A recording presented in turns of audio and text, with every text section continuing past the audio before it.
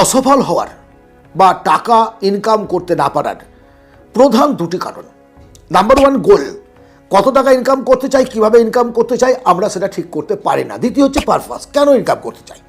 আপনি টাকা ইনকাম করতে চান, প্রথমত দুটো রাস্তা আপনাকে বেছে নিতে হবে, হয় সার্ভিস করতে হবে আর নয়তো আপনাকে বিজনেস করতে হবে।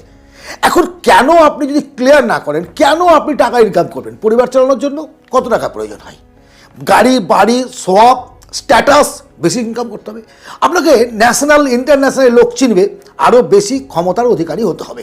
সেই ক্ষমতাটা বাহুবল বলছে না, যেটা টিকে না।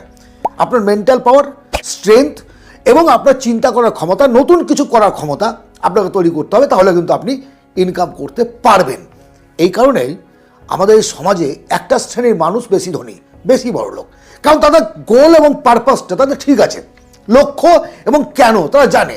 দুজন বন্ধু দুজনেই আইপিএস আইএস অফিসার হতে চায়, মানে বড় র্যাঙ্কে চাকরি করতে চায়। একজন চাইছেন যে আমি এই চাকরিটা পেলে আমার হাতে অনেক পাওয়ার থাকবে, বেতন যা পাবো তার 4 গুণ আমি ঘুষের টাকা ইনকাম করবো, মানে বিভিন্নভাবে 2 নম্বরভাবে ইনকাম করে, এই করে অঙ্ক করে দ্রুত কোটিপতি হয়ে যাব। আর একজন চাইছে যে আমি যদি এই অফিসার র্যাঙ্কে যেতে পারি তাহলে অনেক বেশি সমাজ সেবা করতে পারবো, মানুষ আমাকে চিনবে, আমার এলাকার উন্নয়ন হবে, এলাকার আমার বংশের মুখ উজ্জ্বল হবে, মানুষ আমাকে চিনবে। সবচেয়ে বড় কথা এটা, সমাজ সংস্কারকের কাজ করার একটা উদ্দেশ্য, আর একটা হচ্ছে শয়তানি উদ্দেশ্য। আপনি বলুন আমাকে জীবনে শান্তি পাবে কে, ধনী হবে কে? প্রকৃতপক্ষে এই দ্বিতীয় ব্যক্তিটি কিন্তু ধনী হবে প্রকৃতপক্ষে, এবং সে মৃত্যুর পরেও বেঁচে থাকবে মানুষের মনে প্রাণে। আর আরেকটা মানুষকে বিভিন্ন মানুষের মতো পৈশাচিক অত্যাচার করে শেষ জীবনে মৃত্যুদণ্ড দেওয়া হবে, আর নাহলে পালিয়ে বেড়াতে হবে। আপনি দেখেছেন আপনার এলাকায়, তাকান তো কোন অসৎ মানুষটি জীবনে শান্তি পেয়েছে এবং সে তার ইনকামের টাকা শেষ পর্যন্ত ধরে রাখতে পেরেছে? আমাকে বলুন না, পারবেন না? উদাহরণ, সাময়িকভাবে হয়তো অনেক টাকা ইনকাম করেছে, বাড়ি গাড়ি এই সেই করে ছুটে বেড়াচ্ছে, কিন্তু একটা সময়ে সব শেষ, হয় তার ছেলে মানুষ করতে পারেনি, আর নয়তো বা বড় কোনো রোগে সমুদ্র স্রোতের মতো, ভাটার টানের মতো সব টাকাকে টেনে বার করে নিয়েছে, একেবারে জিরোতে মৃত্যুবরণ করেছে। কিন্তু আপনি যখন সৎ পথে থেকে ইনকাম করবেন, কষ্ট হলেও সেই টাকাটা যাবে না। তিলে তিলে নিজেকে বড় করার চেষ্টা করুন।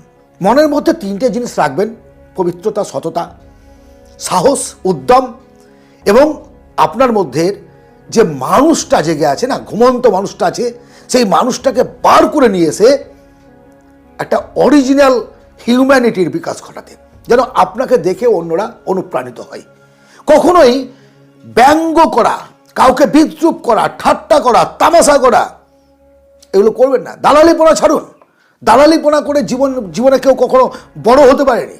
তেল বেড়ে অমুক করে তমুক করে, এটা পাওয়ার নয়। মানি পাওয়ার ইজ এভরিথিং। কতটা শক্তিশালী কথা! আমরা অনেক হয়তো মানি সব, মানি অনেক কিছু। অবশ্যই টাকা ছাড়া সন্তানকে ভালো স্কুলে পড়াতে পারবেন না, টাকা ছাড়া পরিবারের কাউকে, বাবা মা অসুস্থ হলে তাদের ভালো হসপিটালে চিকিৎসা করাতে পারবেন না, নিজে দুবেলার দুমুঠো শান্তিতে খেতে গেলে টাকার দরকার আছে, কিন্তু তার সঙ্গে কি মানবিক বিকাশের প্রয়োজন নেই? আপনি একজন বিজনেসম্যান হতে চান, বিজনেসম্যান হচ্ছেন, আপনি টাটায় বসে আছেন, কোনো কাস্টমার আসলো, আপনার চোখের দৃষ্টিটা অন্যরকম, বিজনেস গ্রোথ হচ্ছে না।